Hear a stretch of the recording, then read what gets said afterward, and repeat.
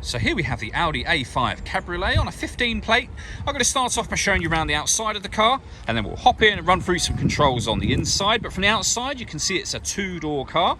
We'll start off inside the boot area and then work our way around the rest of it from there. As we approach the back of the car, you can see we have reversing sensors. Given that it's a convertible, plenty of boot space as well, and you can fold the two rear seats down as well, should you wish to do that. Okay, so we're just going to work our way back round to the front of the car, and then we'll hop in and run through some controls on the inside. But now that we've done a full circle of it, you can see it's in excellent condition the whole way round. Just briefly before we climb in, I think it's well worth seeing the interior from this exterior point of view. There's plenty to run through on the dashboard, so let's hop in and we'll do that now. Okay, now that we're inside the car, we're going to start with the dials. On the left-hand side, we have the coolant temperature gauge, followed by the speedometer. Over on the right-hand side, the rev counter and fuel gauge. In the middle, you can see the total miles of the car, which is 67,850. Above that, we have a digital readout for the speedometer. You can change information displayed there using a button on the right-hand stalk. If we back out to the steering wheel, on the left and right-hand sides, we have stereo controls. We also have phone controls there as well. The phone controls can only be used after such time as you pair the phone up to the car, which we'll come back to in just a moment. Just behind the steering wheel, we have the minus and plus paddles. So they are so that you can change gear manually with this automatic gearbox. Over in the center, we have satellite navigation, as you can see. A nice clear color display. We've also on there got our radio and media.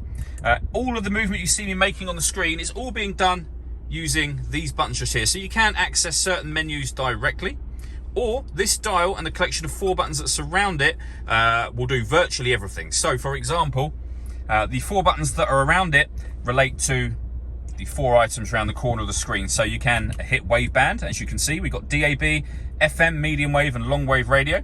We can go back a step. We can use the dial to access any station within the kind of waveband that we're in. So in that case, DAB. We've also got our media. This is where you listen to your own music. You can hit source up in the top right-hand corner, and you're able to access the different ways in which you can listen to music, which include Bluetooth audio, you can see just there, so you can stream your music wirelessly. We've got Audi's multimedia interface as well, so plenty of ways to listen to your music in this car.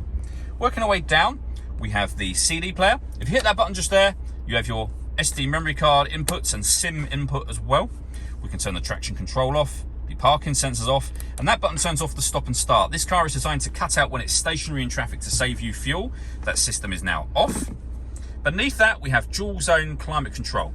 So you can adjust the passenger temperature, the driver temperature.